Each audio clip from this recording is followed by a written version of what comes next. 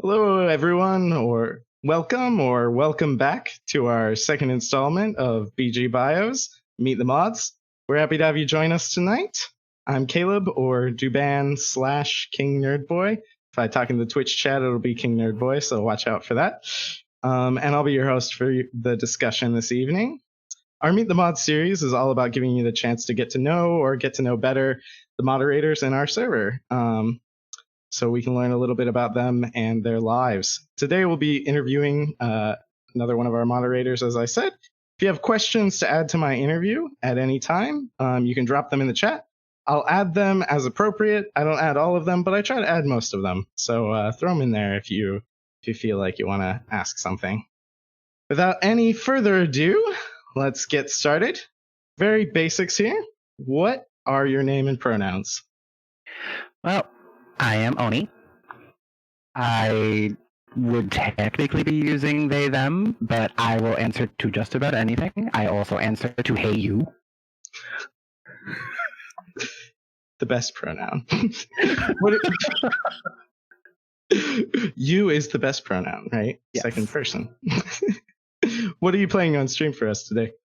This is Final Fantasy XIV, which I am not actually good at. It's fine. This isn't about being good at things. This is about being who you are.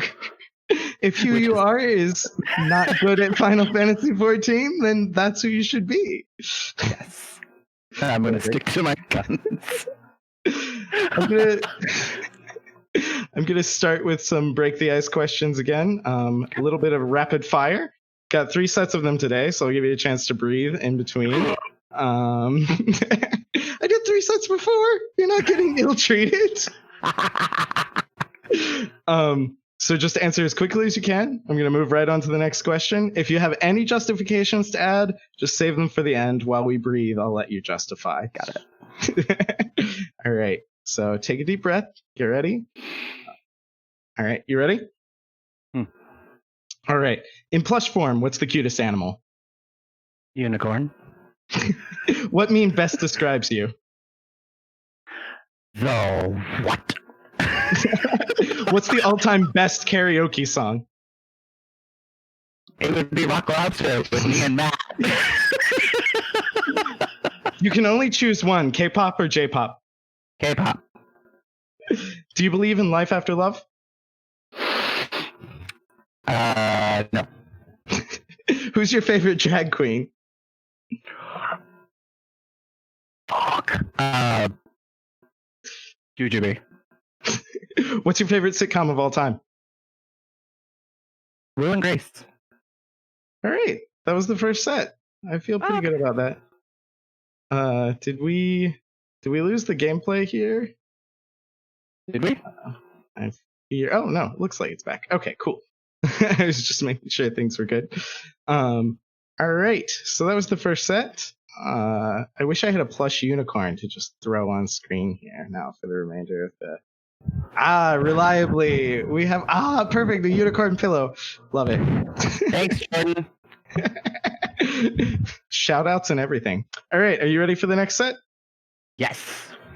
What's the ideal travel destination? Australia. What's the best Discord react? Ooh, that's a good one. Rapid For now, fire. I'm just going to say Oni Heart. Perfect. Do you have a favorite font?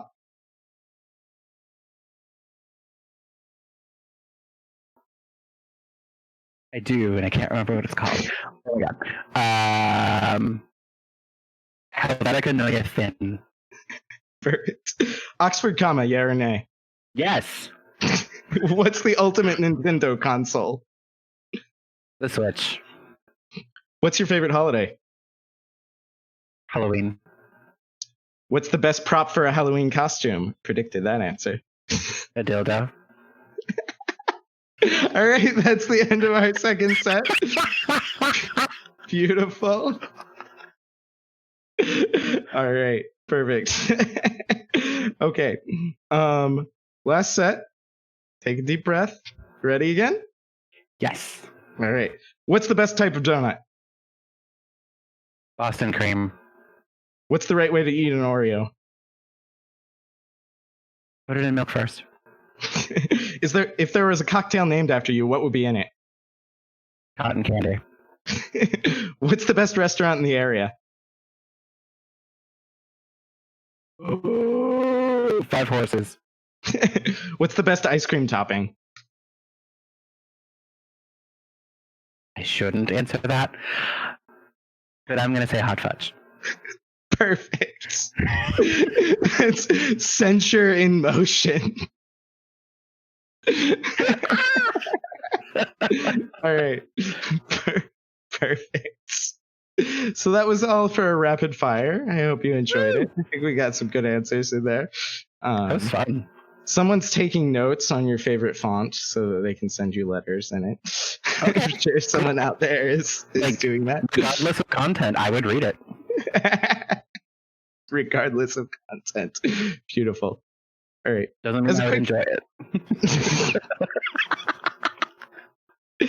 As a quick note at the end of this for our audience, I found that the rapid questions are actually some of the hardest to write. So if you ever have submissions for this, you can always DM me submissions for the rapid fire. And if I use them in a video, I'll give you a shout out for having given me a rapid fire question or questions to use. Then I'll promise that I'll use everything. All right, cool. I think we might be, unless something's wrong with my stream, I think there's some issue with the gameplay going through. Are you actively playing, or is it on a loading screen? Oh, gotcha. No, I'm playing, it's just like super slow loading. Yay, Oni's network. Perfect. I guess the main feature is the interview anyway, so I think the background image is probably enough. I'm sure it will come up eventually. Yeah, definitely. Fair enough.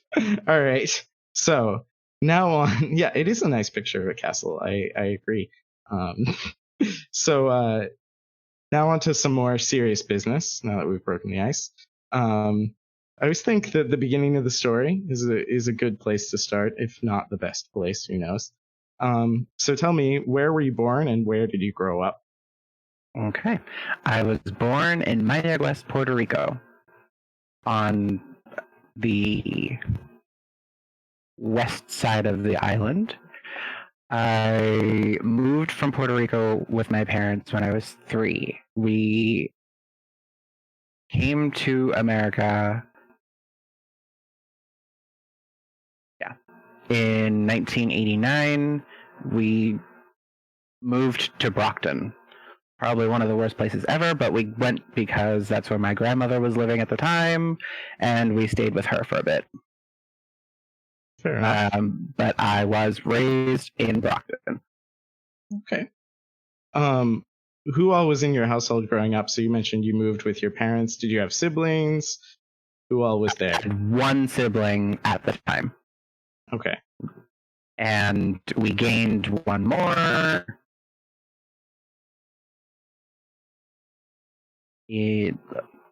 What was it? About 6 years later. Yeah. Okay. Fair enough. So 2 siblings in total during the growing up period, but one at the beginning. Okay. Perfect. So that was 6 years after you moved, or 6 years after you were born? 6 years after we moved. He is actually 9 years younger than me. Gotcha. Okay. And the other sibling is older or just slightly younger? Nope, he is just slightly younger.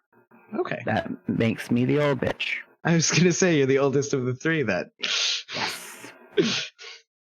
All right. Now listen here, Sonny. How would you describe your family to someone who hasn't met them?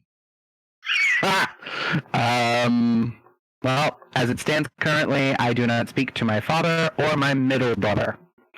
My mom is an absolutely wonderful person. She works really hard, doesn't let anything get in her way. That is probably where we get our work ethic from. But she's also a goofball, just like me.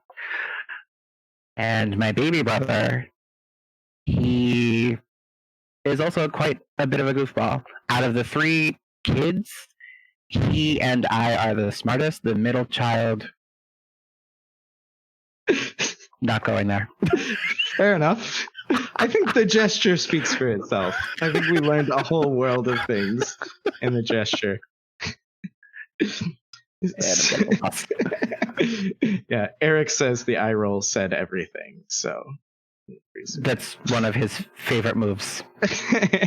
And I got it from him. Did you enjoy any or all of your schooling growing up, or not enjoy it? I did, actually. Some people say that high school is like the worst time of their lives. But honestly, middle school and even elementary, like, I enjoyed that because I like to learn. I like soaking in information. Like, I am a sponge. But high school for me was very transformative. I knew that something was different when I was in elementary school. And I knew more about it when I was in middle school. As I was leaving middle school, that's kind of when it all hit me. So in high school, I was probably the most confident version of me pre-adult years. Okay. So I definitely enjoyed it. How did the hitting you take effect? What exactly hit you, and what was that like? I came to the realization that I am a homosexual. And I don't know, I was 6 when I first kind of figured it out. Then in middle school, all the boys started getting a lot hotter. And I'm like, something's not right here. This is too much for me to handle.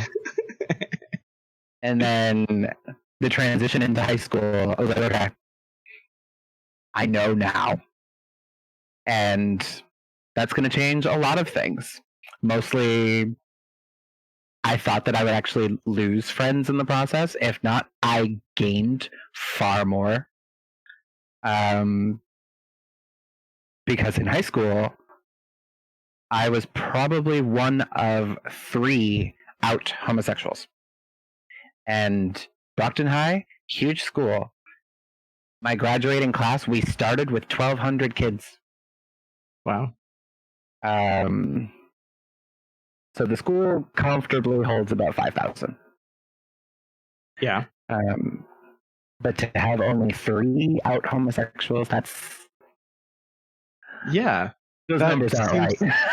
That seems like a very low number. So did you have a coming out, or was it over a long period of time? How did that happen for you? It was mostly in stages.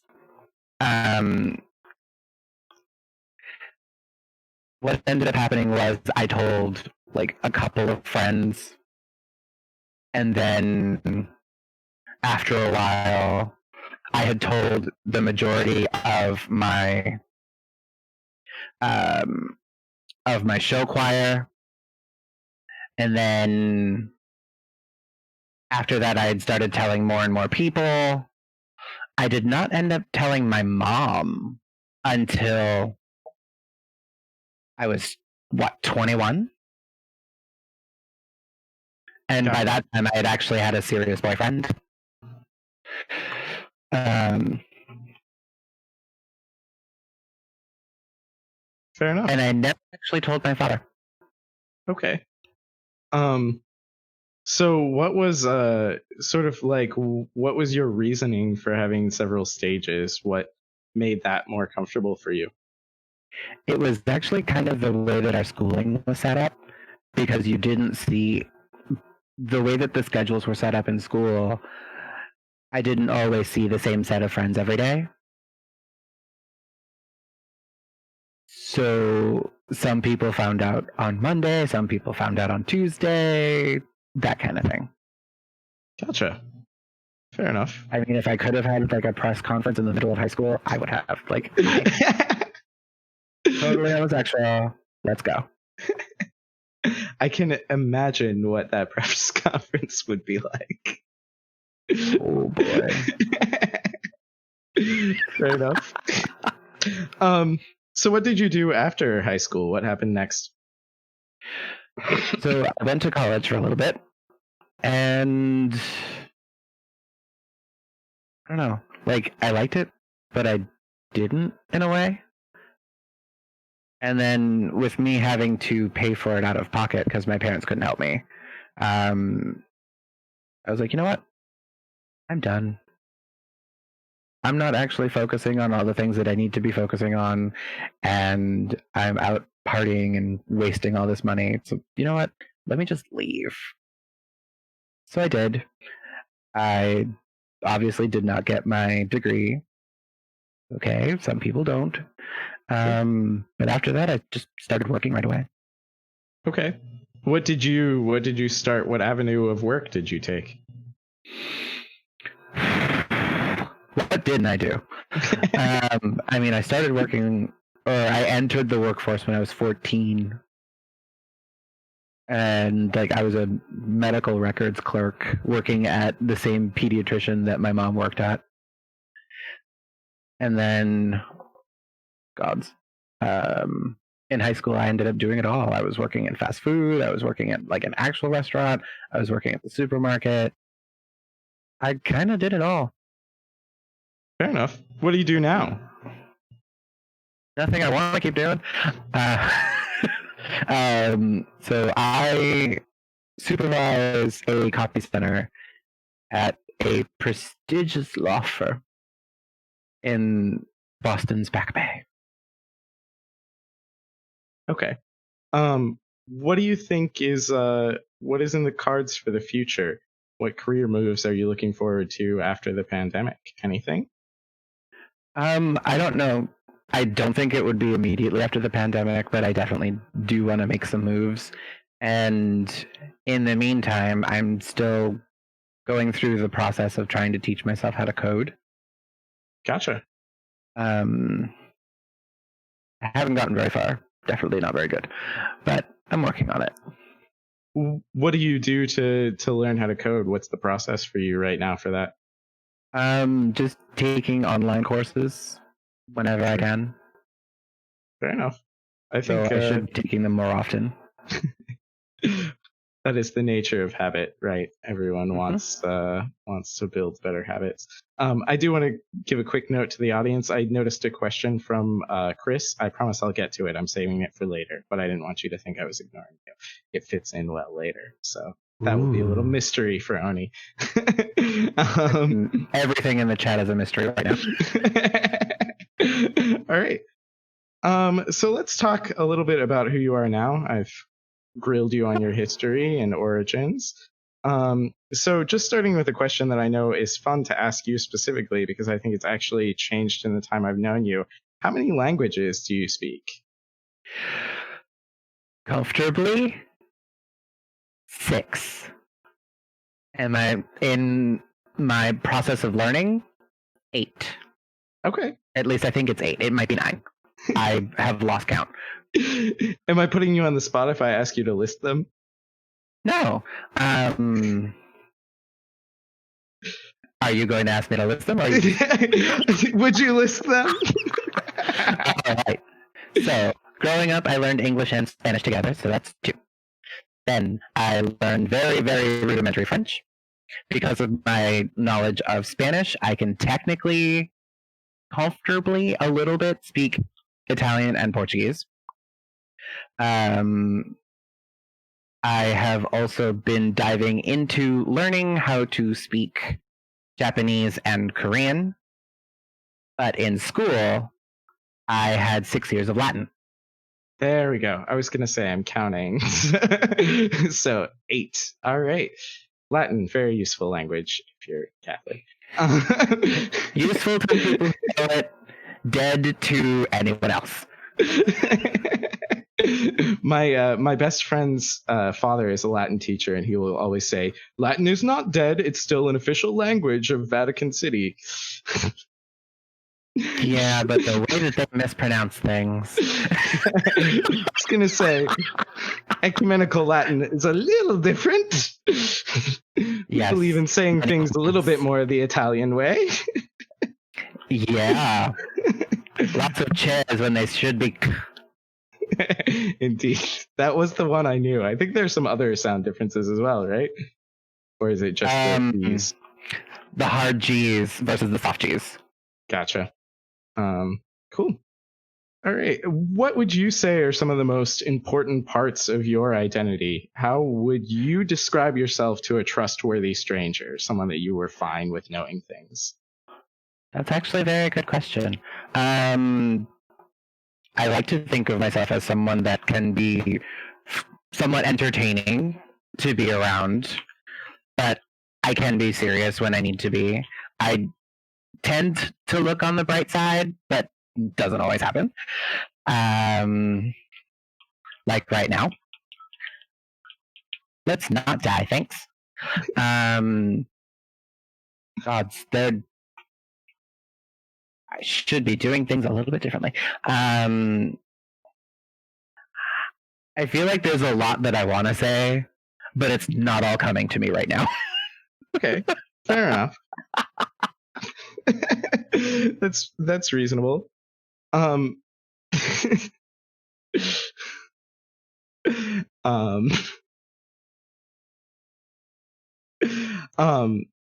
do you think there are? Do you think that your identities give you a unique perspective on the world? How do you think you see things differently from other folks?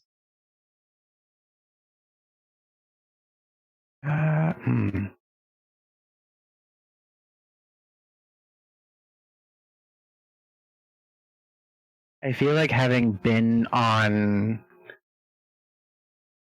this little journey of mine, I've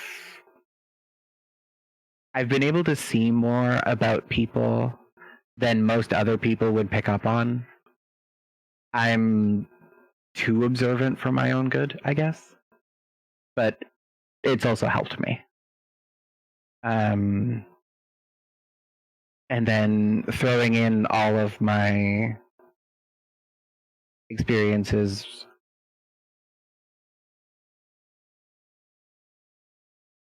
words.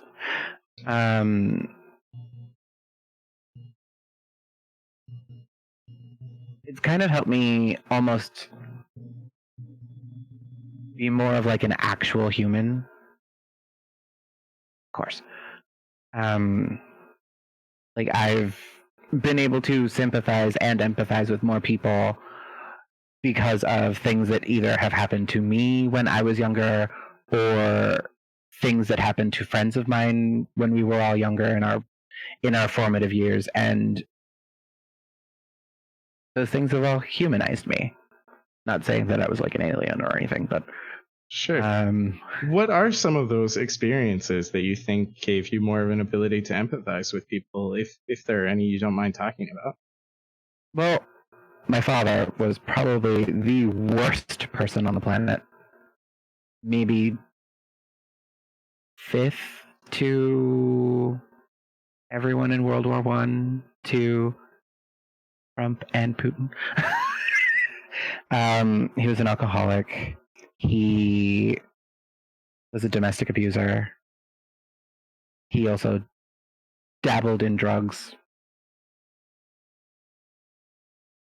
Not exactly the kind of guy that you want to be around all the time.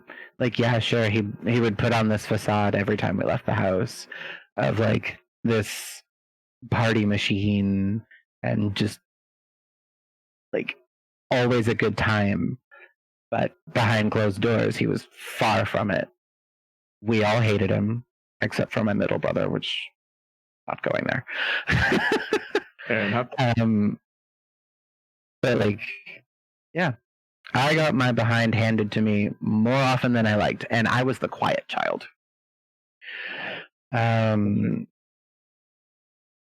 So you think those experiences gave you the chance to empathize with people because it gave you perspective that they might be going through things that other people couldn't see, or what exactly led that to empathy for you?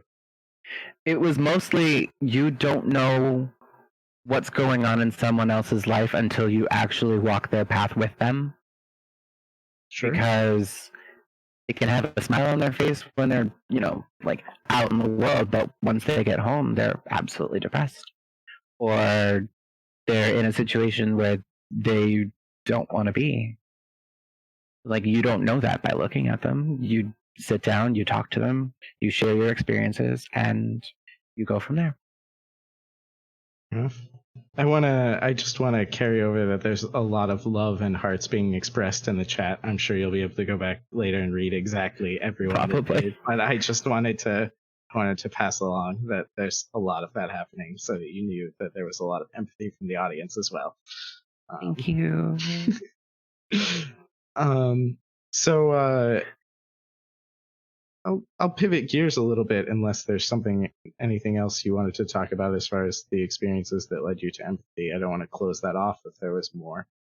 But... Oh no! If you want to go. It's your story, and I want you to tell it the way that's good for you. But can we talk about gender identity? How do you experience gender?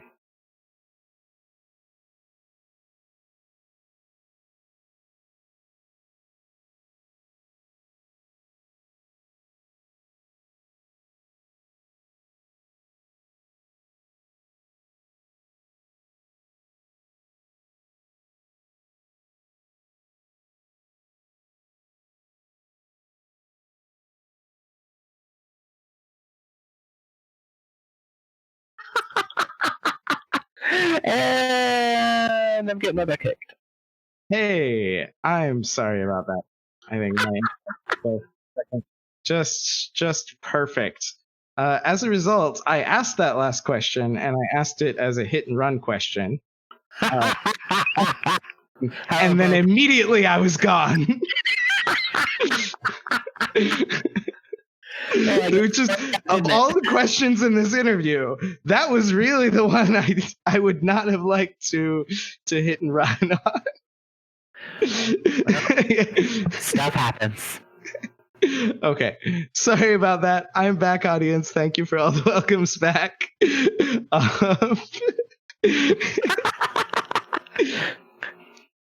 Yeah. Okay. So we didn't get an answer to the question before. So I think I don't know how much of the question I actually got asked. I know that you said we can talk about gender. How do you experience gender? I almost don't, because even where I work, it's not like they necessarily care what I look like or how I show up to work, because I can still wear like a full face of makeup and it doesn't bother anybody. So I almost even don't experience gender, because like I don't try to live my life as one way or the other. Okay. What is going on here? We lost Tony's video, but you're still with us by audio. So you're back. And my camera's crooked, but that's okay.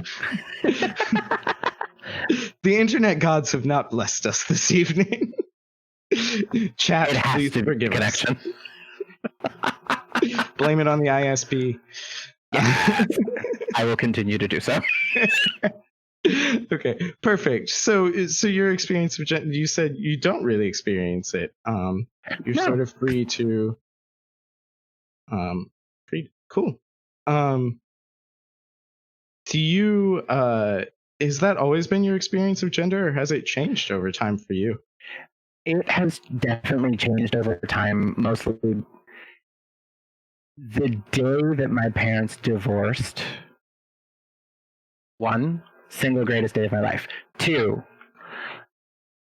it opened up a new world to me, because it was that same year that I first truly dabbled in the art of drag. Okay. What was that like? What started that? What was like the moment that you were like, oh, this is what I want to do? Well, at that point, I had already been watching a couple of seasons of Drag Race. I'm like, well, that's there. And I had kind of wanted to, because I had seen movies like Too Long for Thanks for Everything, Julie Newmar, and The Adventures of Priscilla, Queens of the Desert. And like,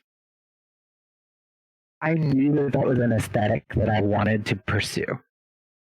Okay. And having gotten rid of the one toxic male influence in my life, it gave me what I wanted. Gotcha. So it felt like an opportunity to start doing something that you had been interested in for a while. Is that the right idea? Cool. All right. So to sort of talk about this section as a whole, do you feel like all of these bits of your identity that we've discussed, your history, where you're from, how you experience gender, everything, do you think you've had experiences where you've been excluded or where it's been harder to fit into communities because of who you were? Oh, absolutely. Because I remember the trying to get into the whole club communities in like Providence and in Boston, and because of the gender expression and whatnot, I definitely felt a lot of unease, I guess. Like back in the days when you could actually walk up to a guy at a bar and be like, "Hey, I think you're interesting," and they would just look at me and like, "Mm-mm, no, no." Gotcha. And So then, go ahead. No, sorry. like later in life, as I started putting on the pounds, it was less so due to my gender expression and more so due to my weight. But I still got it everywhere I went. Gotcha. So a lot of the exclusion came in the form of the ways that people rejected you or responded to you when you tried to engage them. That was your primary track. Yeah, fair enough. What do you think? So from the perspective of one of our server moderators, which we can talk a bit more about the server, what do you think goes into building an inclusive community? What are the elements that would have made you feel more included that you work on to include others?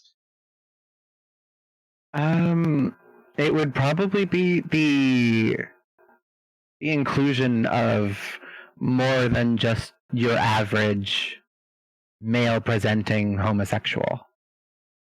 It's like we've started gaining traction with like a lot more trans members, more lesbians, bisexual girls, pan girls, just more girls in general too.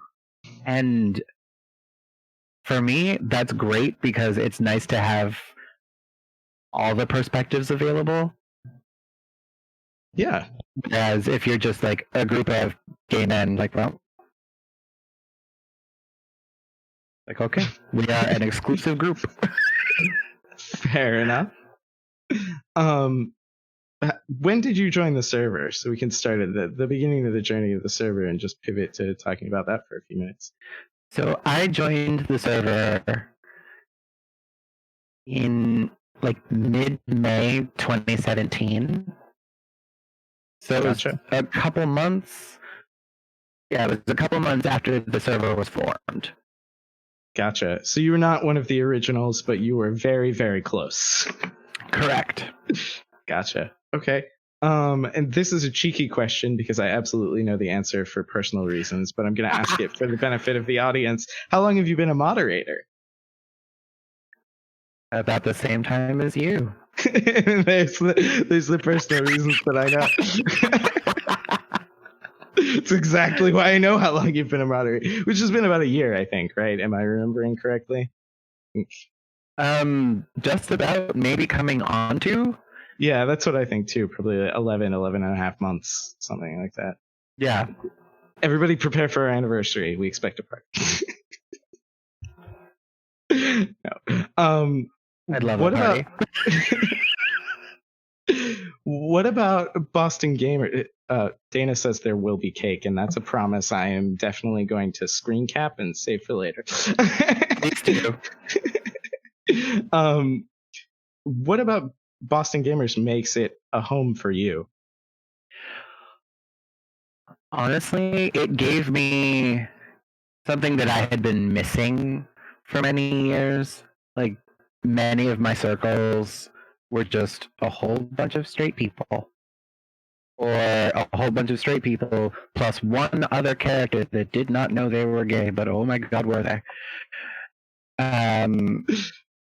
Like, I was initially missing the gay element, because like I had 1 or 2 gay friends in Boston before joining the group, and I'm like, I need more gay friends. Like, I need more people to hang out with.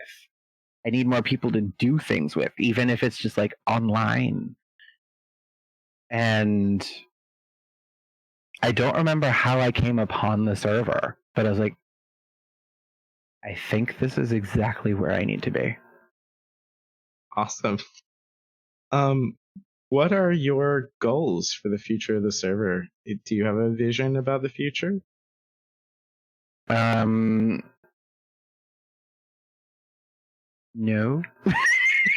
That's okay. That's why it's phrased that way. Honestly, I want to see it grow to a place where more and more people feel like they can contribute in a way. Whether it's just conversation or a shoulder for someone else. Like, just having experienced the influx of members that we have had and seeing how beautifully gender identifiably diverse they all are, it's like, this is what I want. This is exactly what I want. So your main goal would focus on just including more folks and more voices. Yes. That's awesome. Okay. I think that probably wraps up talk about the server. So we've spoken a little bit about your life, what you do, your role in the server. I want to take a step back and talk about some of your interests and inspirations. And here is where I've saved your question, Chris. I hope you're still with us. This isn't immediately it, but it will be here. Who are some figures that have inspired or do inspire you? Well, I am mostly inspired by the wonderful, the amazing, the one and only Kylie Minogue. She is a humanitarian. She is humble. I am not. There's just so many good things about her that I would like to try and become. Also, she has the best legs on that half of the planet. Also, something else I want to become. But she is, like, to me, the epitome of how a pop star / celebrity should be with other people. And she has faults. Everybody else does. But she works through them. And that's something that I aspire to. That's great. So the question I got earlier, which I kind of guessed that Kylie Minogue would feature in your response to this question, so I saved it, is when was your first Kylie Minogue concert? Chris asked for reference. I love you, and you're cute. My first Kylie concert was actually in 2009, her first North American tour. Okay. What was that like? Oh my God. It was absolutely incredible. It was very intimate because I was probably about 6 people away from her on stage. So like I could see every sweat drop glistening on her face. And I also got some amazing photos of that concert. They are on my Facebook if anybody wants to see them. But it's like, I don't know, it cemented for me exactly how I felt about her. Like, she is the commanding force, even at 5 foot nothing. She just, it was too much to handle. Also, I had been like on no sleep. One of my Boston best friends at the time, we were up at like 5 a.m., hopped on one of those, like, I think actually we took a boat bus and got to New York by like noon. immediately hopped in line. We were probably the 16th and 17th people in line. And we waited in line until about 7 when they started moving people in. And it was just everything I wanted. Like, she gave me all the stuff I needed. And it was like a highlight medley of like all of her past tours combined into one show for the US audience that hadn't actually been part of any of her other tours. It was amazing. Amazing. Fair enough. I did want to mention, I think Chris said that they believe they were at the same concert. So maybe you were there. She rose apart, unbeknownst to one another. That would be awesome. Because she did 3 shows in New York, and I went to the middle show. So I don't know if we were there the same night, but if we were, I was thinner and prettier back then.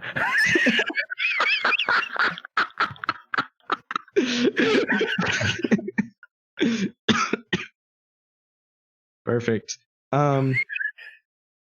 I think, I had several follow-up questions about this question, but you answered it so fully. I don't think there's a follow-up that could capture what the initial question captured. Are you sure?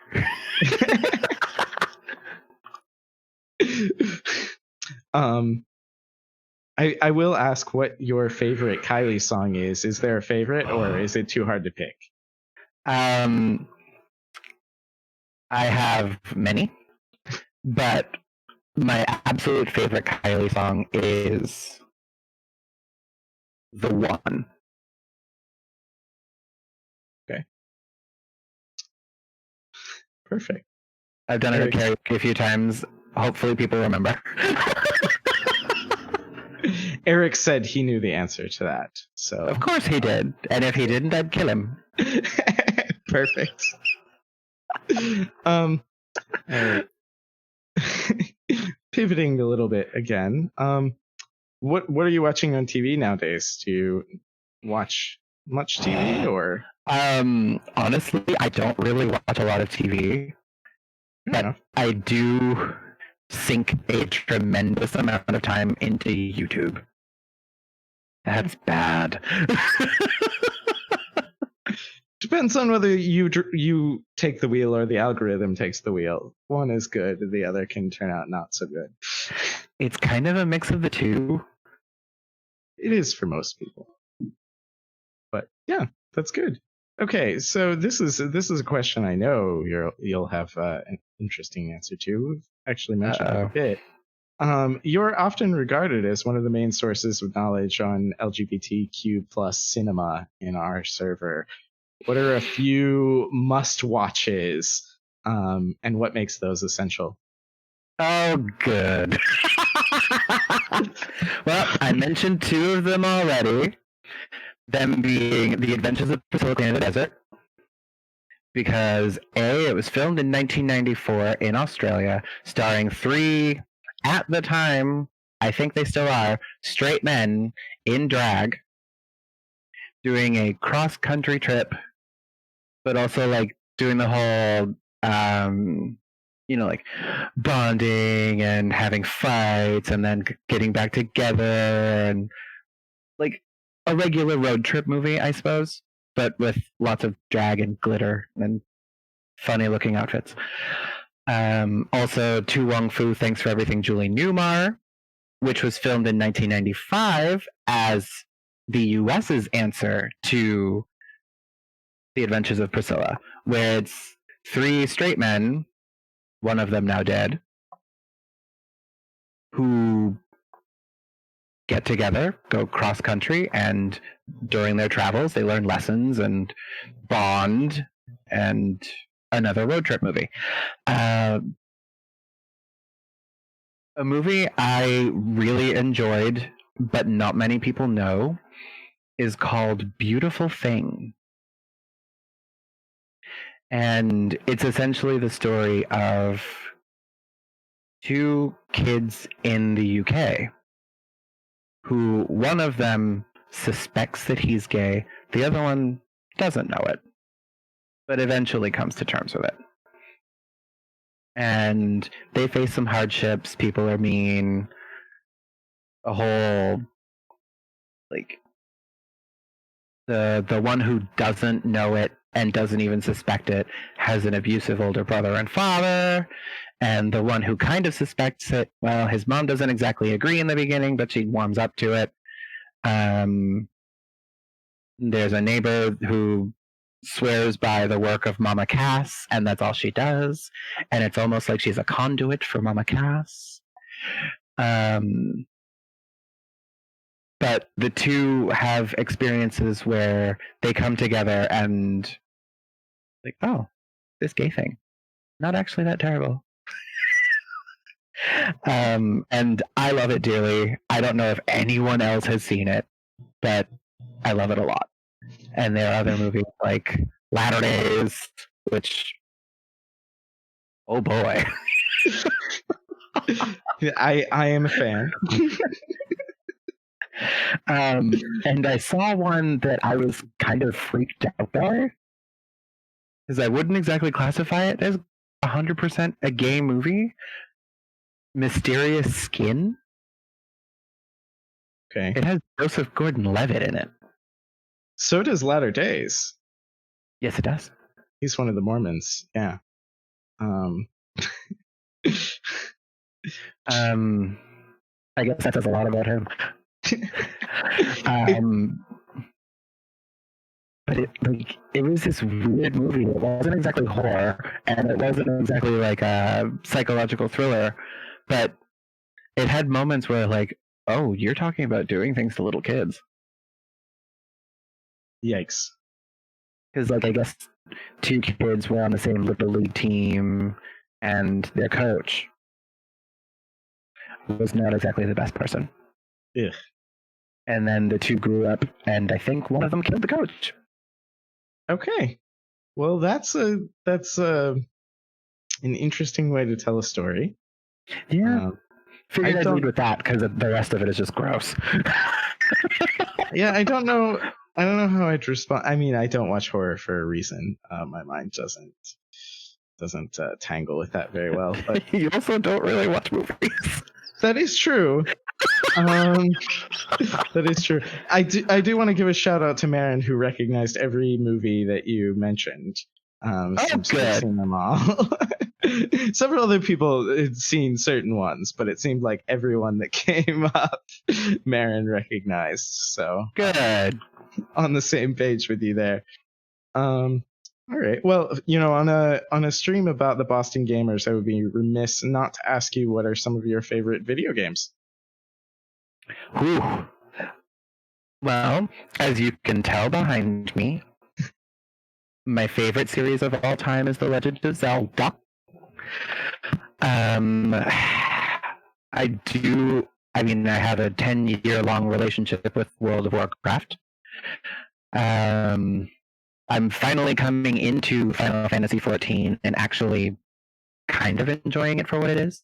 Too many fucking cutscenes. I also love The Sims because I love controlling people. It's so wonderful. But also, I have way more control over their lives than I have over my own. This is a moment things have gotten too real. That's pretty much how I feel about it. Like, well, at least I can tell you what to do. Fair enough. What elements make a great game? What has to come together in order for it to be great? Well, first and foremost, it should have a very intriguing or interesting story. If it doesn't, then it can make up for it in music or the environment, like a full ambiance, like something that you want to dive into, like you want to get lost in it all. Sure. And also gameplay, like don't be clunky. Fair enough. Yeah, I'm kind of easy to please, but I'm also a really horrible critic. But that's kind of what makes it all for me. Those three things right there. Okay. So amongst the Legend of Zelda games, is there a favorite or favorites? Yes! And I'm going to get a lot of hate for it because if he's still watching, I know Patrick is going to disagree. But my favorite Zelda game is not Wind Waker. It is Twilight Princess. Gotcha. That is a controversial decision. I feel like anything other than Ocarina or Breath of the Wild is going to get considered controversial. If you say Yes. Ocarina, you say Breath of the Wild, enough people are on your side that it's not. Right. Oh yeah, Patrick screams that it's Skyward Sword, not screams. He said it and then gasped. Wait, Skyward Sword? However, Scyther says that Twilight Princess is in fact the correct choice. So you have some support. Thank you, Joe. All right. Patrick and I had a very at-length conversation one day at Good Life about what ultimately we thought of as the best Zelda game. And he just shot me down left, right, and center. I've had similar discussions. I recall a discussion I had with Alan when I first met him about Alan believes that Ocarina is outdated and that like Breath of the Wild is the future, and I think Ocarina has staying power that nothing else has. But anyway, that's getting into me. But just I empathize with the argument. It's perfect. All right, so pivoting sort of to our last section here. Okay. I want to talk about what I know a lot of our audience is going to want me to ask about. Let's talk about Demeter Maid. Okay. So I set that up. So tell me the details. Who is Demeter Maid and why is she in all of our Facebook recommended friends? I forgot about that. This is the question people want to know, Oni. So Demeter Maid is my drag persona. When we started out, she was very demure, but she could very easily get her way. She, for me, was the person I wanted to be. But then she has also evolved. She now does cosplay. But Demeter, for me, I might add. Oh, thank you. Demeter for me was my form of escapism. Like some people around that same age would have resorted to alcohol or party favors. But no, just hand me a makeup brush and some eyeshadow, we're good to go. Like, that was all I needed. Like, because I was being someone else and I was being not me, I was kind of free to do what I wanted. But I was also very shy about it, which was strange. Unless Demeter was drunk, in which case she's very sorry if she did something you were very uncomfortable with. There you have it. There you have it, distinguished guests. An apology for all. So we did talk already about when you started doing drag, but you said you had been watching RuPaul's Drag Race prior to that. Were there any specific queens that served as an inspiration for you? Ironically enough, and this is going to sound super weird because I don't know how I feel about her now, but Carmen Carrera in season 3 was actually kind of an inspiration to me because, as weird as this is going to sound, in my head, before I even knew about Drag Race, I had always envisioned myself, like, me putting on makeup and dressing however I thought I should look. She was the person I saw in my head before I ever knew about it. It was like, in my mind, that's how I looked. But I didn't, and I learned that the hard way. She was just visually everything I wanted to look like. And the fact that she looked a little bit like J-Lo, it also helped. Keeping it all in the Hispanic pipeline, I guess, if you will. Because those were our role models. Fair enough. But like, now she's just kind of jumped off the deep end. She's kind of crazy. Got it. I am unfortunately not appraised, so I don't have particular knowledge or commentary. Oh, definitely look her up. Like, even just Google her name. Visually, she is stunning. Gotcha. I will do that for sure. I'm afraid of overloading my internet now. I'm twitchy, but I'll be checking in a little bit. Do that now. Yeah, indeed. So you've founded the House of Maid, right? Tell me about that. So House of Maid came about thanks to my lovely legendary children. After giving more credence to the events of the film Paris is Burning, because it explained what ball culture was to me. And even though I don't participate in those because I've never actually gone to one, it created for me the sense of you can build your own family the way you want to.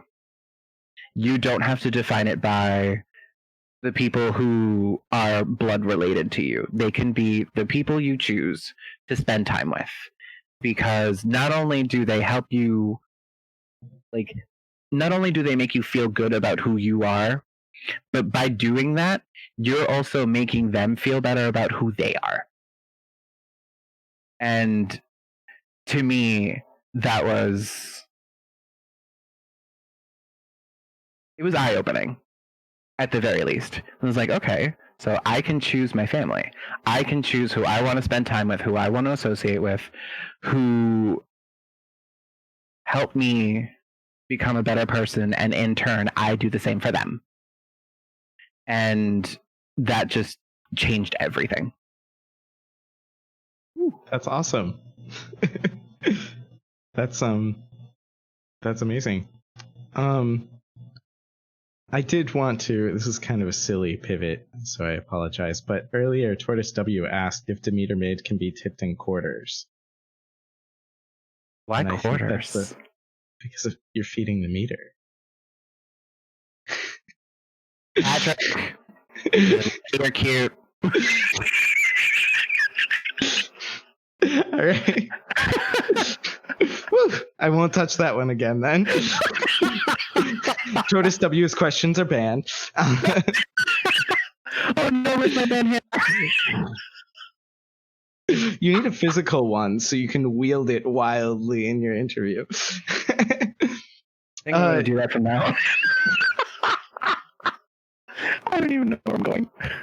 I'll end on a fun question. I made you truncate it earlier during the rapid fire. I made you tell me your one favorite queen. Okay. But who are your favorite queens if you get a pantheon? Okay, so let's see. I love Shea Coulee, our now current reigning all-star. I love Jujubee, who came in second place. I don't want to hear any different. But I also love weirdos like Trixie and Katya. And some of our local girls are absolutely amazing. Like our Super Smash Babes.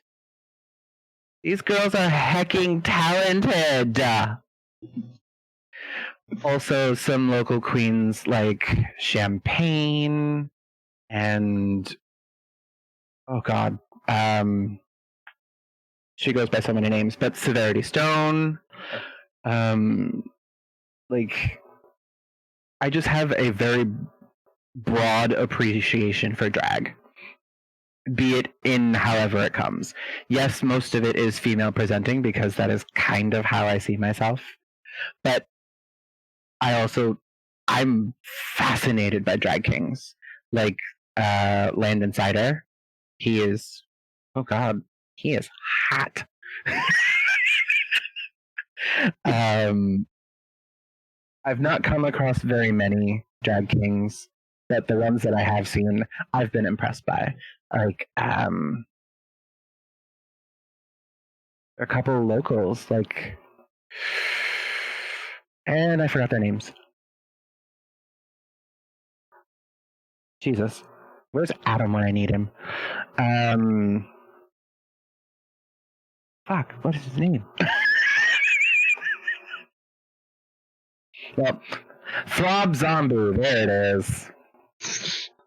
Got it. He is amazing. Like, okay, you can take my drag king virginity. That's totally fine.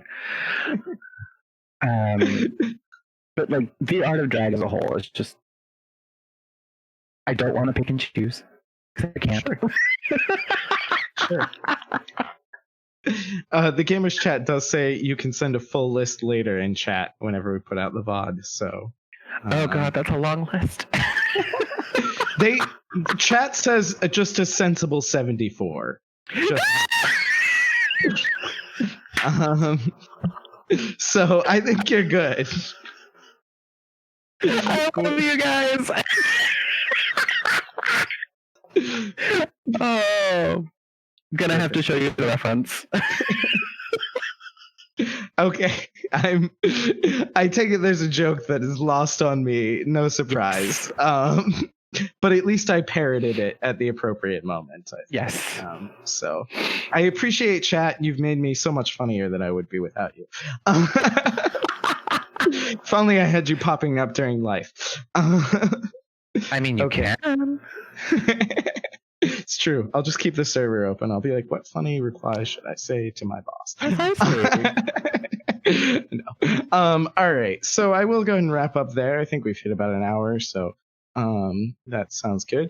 I have a little litany of thank yous, so I'm going to go through those quickly. First and foremost, thank you to Oni for sharing their story with us. I think a story is one of the best things that you can give someone. I know that's hokey. I don't care. I genuinely believe it nonetheless. And so it's cute. So I really appreciate you sharing your story and agreeing to do this. I know it's a crazy concept that I'm gonna run a talk show for the gamers, and I appreciate the support. As ever, my tech person is Head Nisk or Zach. And thank you, Zach. It's amazing. I could not do this without Zach's assistance, so I appreciate it so much. Usually, I have been, or my typical plan is to ask Oni to copy edit these things for me. But I did not want them to copy edit their own interview. So Dana was kind enough to edit it for me, and I really appreciate that. Dana also added a bunch of rapid fire questions and really helped me structurally change a couple of things. Could not have done it without him. I had a feeling. There's something, yeah. I have to give a shout out to Eric for providing me with the "Do you believe in life after love?" question as a joke, which was beautiful. My answer was less than spectacular. Thank you to all the mods and planners that help out all the time with this event and all the others. Make sure you check the announcements early week for a list of everything that's happening. We run awesome stuff, and you should come if you can. But the biggest thank you to our audience. We appreciate you sharing this time with us, interacting in the chat. Thank you for watching. Exactly. So we'll have another one of these in 2 weeks, most likely. So until then, please take care. Any final words, Oni? Final words. Perfect. All right. We're good for the sign out whenever we can get it up there then.